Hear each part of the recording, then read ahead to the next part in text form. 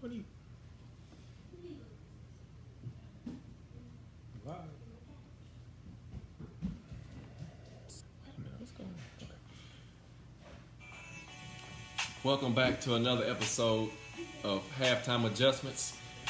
Your host Eddie Arnell, along with G Wick. Grover's in the house tonight. Tighten up, baby. Tighten up. Tighten up. Tighten up. Grover, we are getting so close to the 2018 season, man. Can you feel it? 24 days, man. We're going to 24 start days. smelling the grass, man. Training camp is on the way. I'm going to tell you, again, this is the year to go to training camp, excuse me, because of the new schemes that have been brought in by the coaches, new coaching staff, brought in some talented rookies. Yep. And, hey, man, it's sky's the limit for this team. It's going to be interesting, man, to see the differences in the defense this year, considering we had Dick LeBeau's defense last year, and we had a lot of things we had to go through with that, with some injuries and everything. So it's going to be interesting to see how this defense is going to work out. So let's talk about it, man. Let's get to it. Let's get to it. So our last episode, we were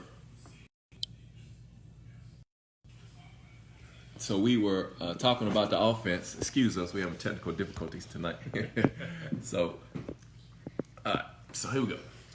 Technical difficulties. But anyway, we were talking about the offensive line, right? The last episode, and talking about the depth and the talent we have on the offensive line.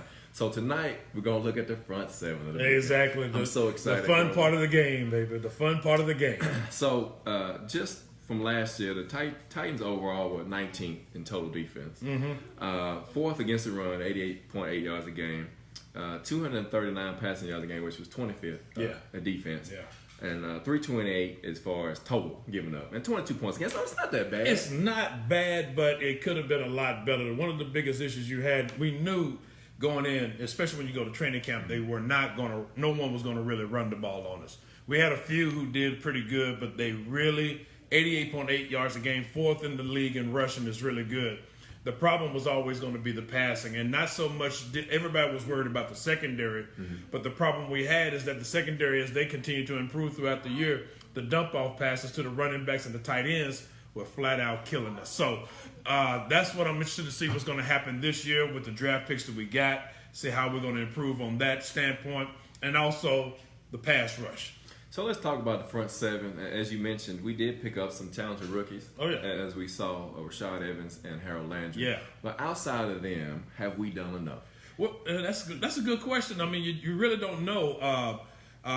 It's going to be interesting because you got some people coming back. You got Daquan Jones coming back from injury, who could be who was really moving the ball, moving the power well, and getting sacks and everything before he got hurt. And then also you got Kevin Dodd coming back, and then that's the real question mark right there.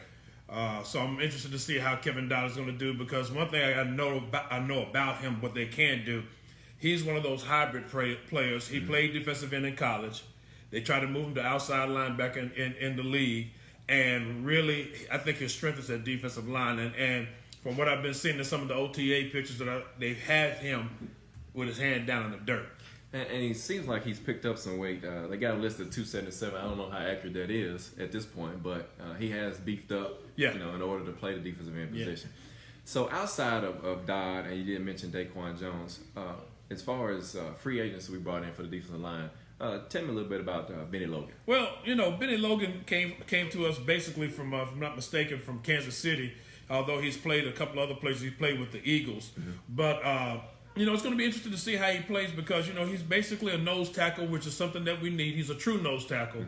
Daquan Jones actually played defensive tackle in college and everything, so he's been playing nose tackle. So it's going to be interesting to see how he can push the power, because we never got what we wanted out of Sylvester Williams. Right. When we got him.